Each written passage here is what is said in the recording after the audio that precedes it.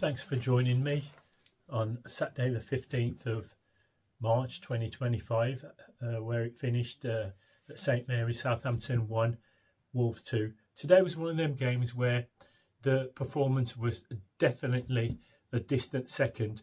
It was all about the result. That's all that mattered, really, because we knew that if we win, Southampton are pretty much relegated, because after today's matches there's only 9 left, and we'll be about 17 points clear of Southampton and 9 points clear of Leicester and Ipswich.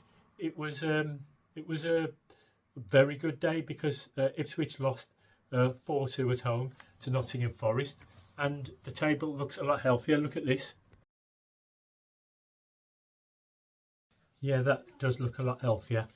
And I know that Southampton can be a pretty dangerous team, because last week they were winning at 1-0 away at Liverpool, champions elect, 1-0 at half time. And I went to the first game earlier in the season at Molineux when we beat them 2-0. And at times they dominated possession. And they had one disallowed also in the first half. And there was the controversial second goal for us, where VAR allowed us Dawson a robust tackle, which we went on, and Cunha got the second goal. But because everybody was fit, the manager understandably named unchanged team. The only question mark was Munetsi, last week's goal scorer. He went off at half time because of a niggle, and we had a clean bill of health, so the squad was unchanged. And I'll always keep repeating, we've got a team of full internationals, starting 11, except for Bellegarde, and so we've got no excuse for being where we are. So we're 9 points clear of the bottom 3, and looking up, we're 8 points behind the teams above us, which include Man United, Everton, West Ham, and but Southampton, they had a quick start. They looked as you'd expect them to be, urgent, pushing us back, and their striker, he had a chance with a low cross, but he completely missed the ball in the first 3 minutes. But we settled, passed the ball around, and we looked quite good. And it was maybe against the run of play when we took the lead, 18 minutes. Bellegarde, nice cross, unmarked header to Larson, who headed it in. And my initial thought was Ramsdale could possibly have saved it, but the Wolves fans were giving Ramsdale the bird, because if rumours were true, he turned down the chance to sign for us at the start of the season. And also he's a Baggies fan, and he's made some derogatory marks about Wolves in the past. I know he's born in Stoke, but his dad's from West Brom, and he's a Baggies fan, so Wolves fans were giving him the bird. So yeah, one for you, Ramsdale. But 1-0 half time. They had the lion's share of possession, about 57% to 42.3. But 1-0 at half time, definitely before the start of the game, we'd snap your hand off. Strand Larson, all he did today, not complaining, but just saying, all he did today was score 2 goals. So obviously he's going to get the man of the match. Bellegarde, 2 assists. He would have got man of the match any other day, but Larson, that's all he did, and that's all you want from strikers. And who said we can't win without Matheus Cunha? That is probably it's definitely our first win without Cunha, but it shows that we're not a one-man team. And Larson needed that, because it's been a while since he scored. It's his first goal of the calendar year, and it will boost his confidence and the confidence of the team. But after about 65, 70 minutes, when we were 2-0 up and cruising, we looked like we got complacent. We had a few chances. There was one where Totti intercepted the ball deep in their half. He went forward. He played a 1-2, and he squared it to João Gomez, who could have picked his spot, but he hit it wide. And there was another moment I remember where Bellegarde, he intercepted a corner up towards the edge of our box, made a long busting 90-yard run, and it looked like he possibly run out of steam.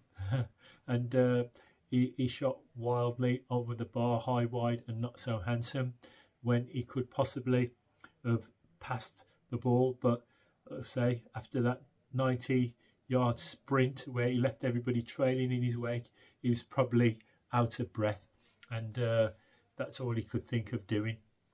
But he got substituted late on, and when we could have gone 3-0 up, they went immediately down the other end and pulled one back.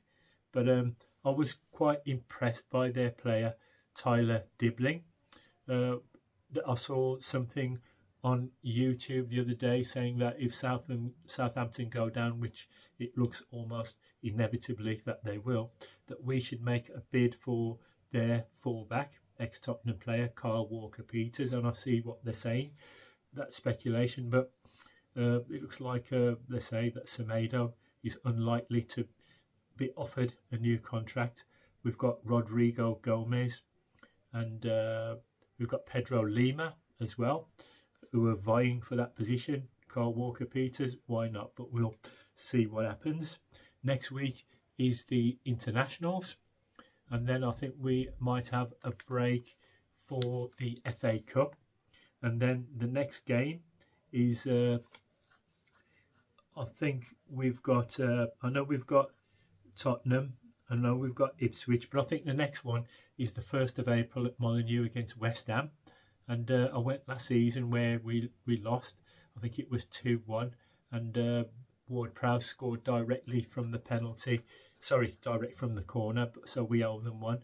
And we lost against them when towards the end of Gary O'Neill's reign, when we lost 2-1, where we should have got something. So the next 3 games are like West Ham and the 1st of April, Ipswich on the 5th of April, Ipswich away. Again, I was there when we lost deep into injury time with another set piece, and then Tottenham at Molineux as well. But we were guilty of some slack defending at times today.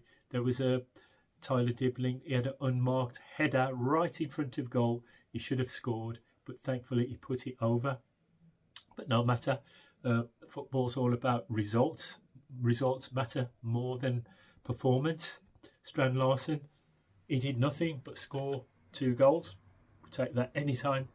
That's what good strikers do, and I'm not saying he's great yet, but that's what he's paid to do, score 2 goals. He's now got 9, so good on him. But we need to sharpen up. Agbadou, it's good to see him play. He played very well, very solid. Totti, but Totti played well.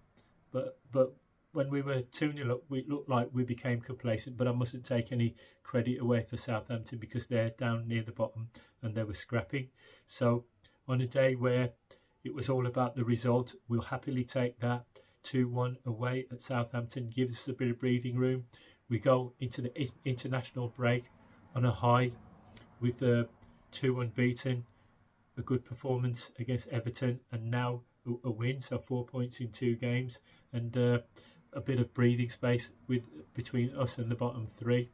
And the only teams in the top 10 I think that we've got to play are 2 Manchesters, and I'm not sure where Brighton are, but the ball's in our court. We're not relying on anybody else.